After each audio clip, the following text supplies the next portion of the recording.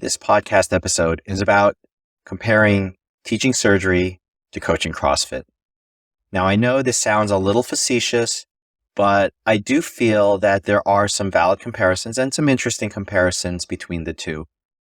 When I was working at Cornell and at academic institutions before that, for about 5 or 6 years, I was lecturing to medical students and I took residents through a number of cases. It's been a couple of years now that I've been coaching CrossFit. I got my L1 about 3-4 years ago, and I just got my L2 certification last year.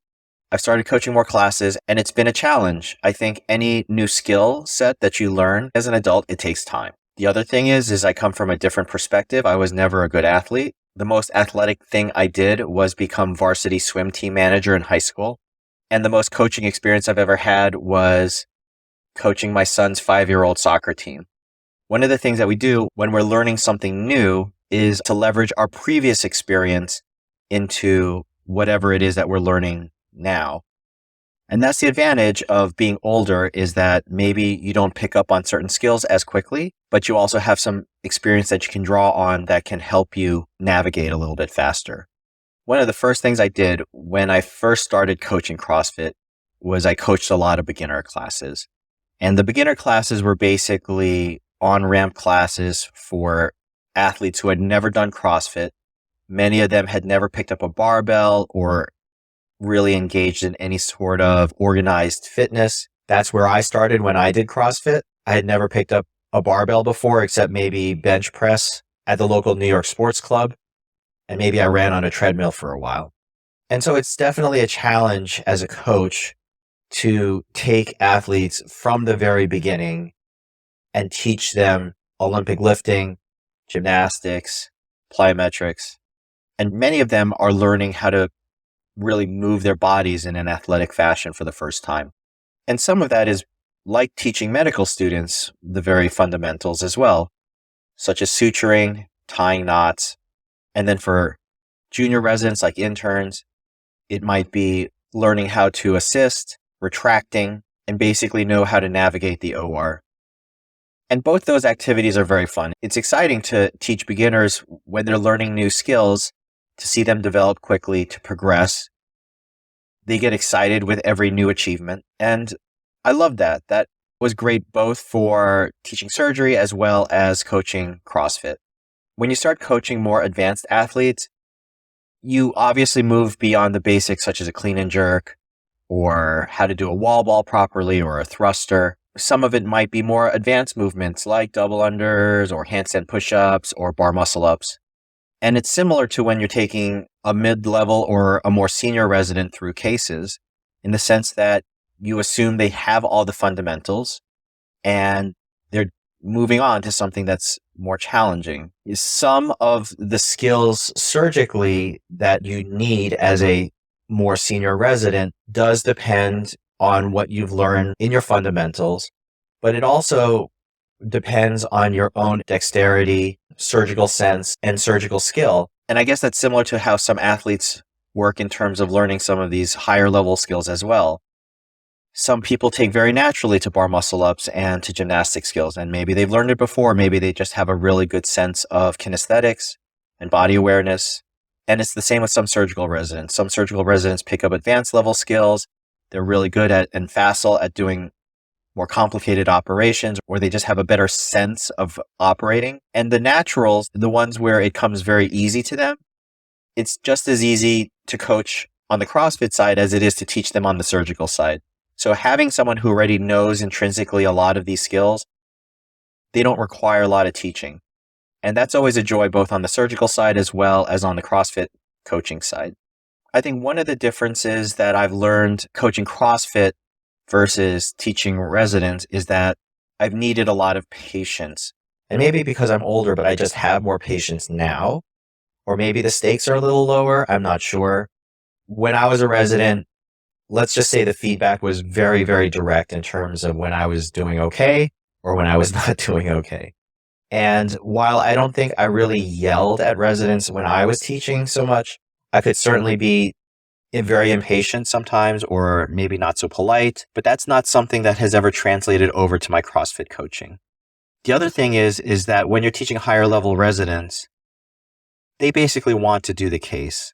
For example, if you're taking a resident through an orbital floor fracture, which is an eye socket fracture, or any other procedure, you're basically allowing them to do as much of the procedure as you feel comfortable. And at the moment where I felt like I didn't know what they were doing or I didn't think they were doing the right thing, I would stop them. And then I would basically take over the case at that point.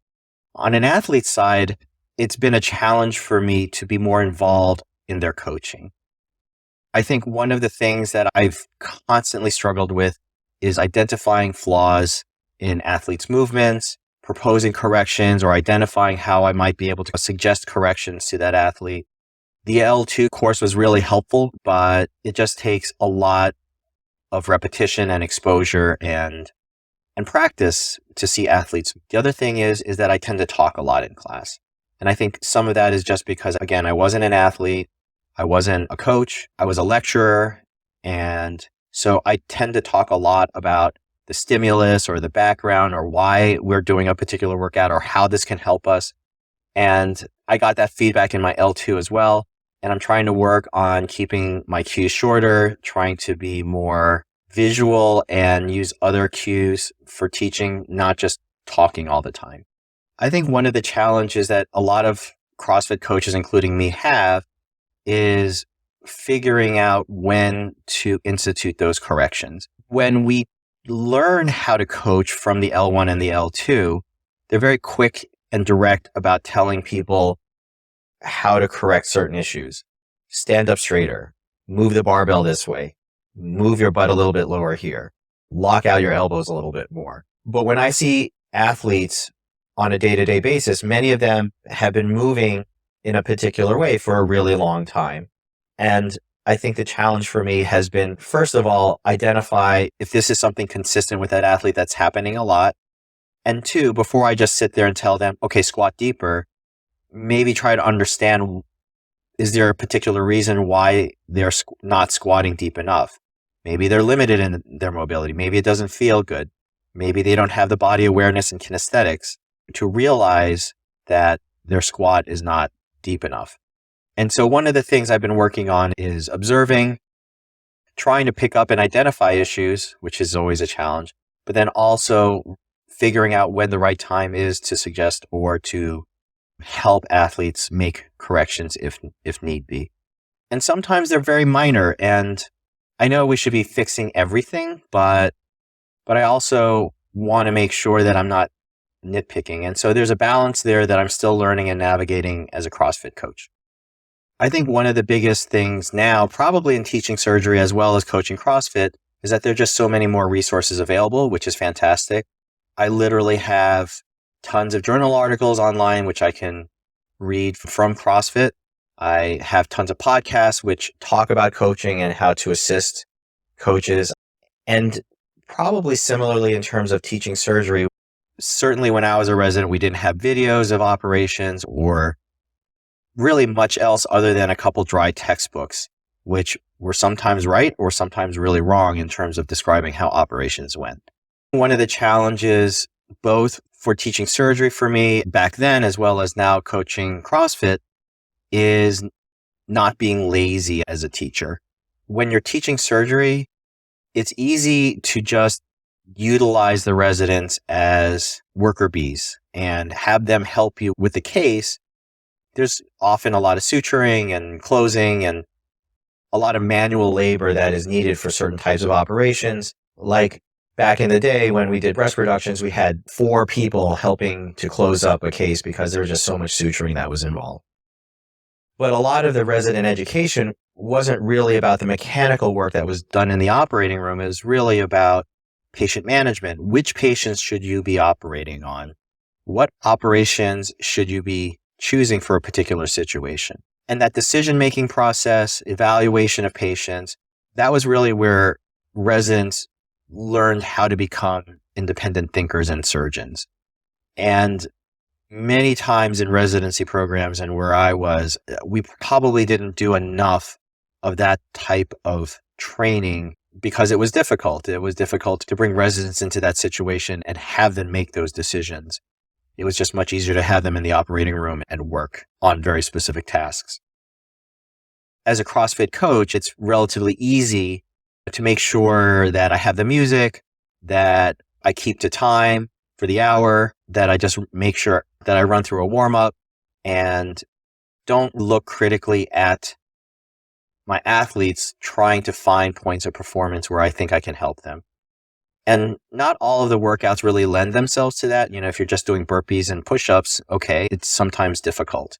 But that doesn't mean that I shouldn't try to help figure out some of these specific issues as opposed to just, as they might say in basketball, just roll out the ball and let them play. And I know sometimes the athletes, especially early in the morning, they don't want to necessarily hear that their hips are muted and that they need to lock out their elbows. But I do feel like as it is an obligation as a coach to really try to do these things, just like it was as a surgical attending. It's tempting not to necessarily make that extra effort to do that. And I think that that is the same in CrossFit coaching. One of the things I do now for CrossFit coaching, which I've done always for surgery, is create lesson plans and checklists. We do that in surgery all the time. I remember taking tons of notes.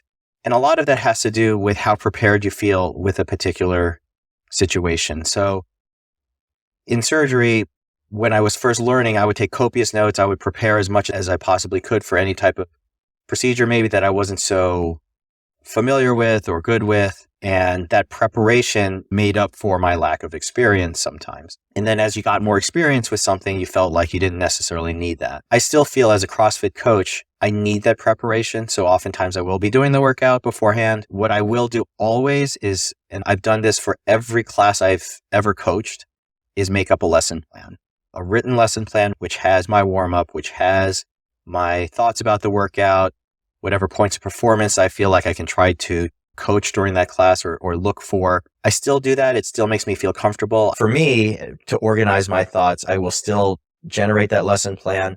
I probably will do it for a really long time because I don't know when I might ever get to the point where I could just coach a CrossFit class and not have to worry about prep in that way. I like seeing if I can help athletes move better, improve their performance, be safer, especially in CrossFit where there's so much intensity. And sometimes you have to remind athletes of what to be mindful for. And then the same thing with residents. You want them to be safe surgeons, thoughtful surgeons, and surgeons that can really help their patients. So there are definitely similarities, some differences. I like looking at what I've done in the past and then applying that to the new challenge that I have now. If you have any thoughts, feedback, please let me know. DM me at Botox and Burpees Podcast on Instagram or check out my practice website, bergencosmetic.com. Thanks a lot.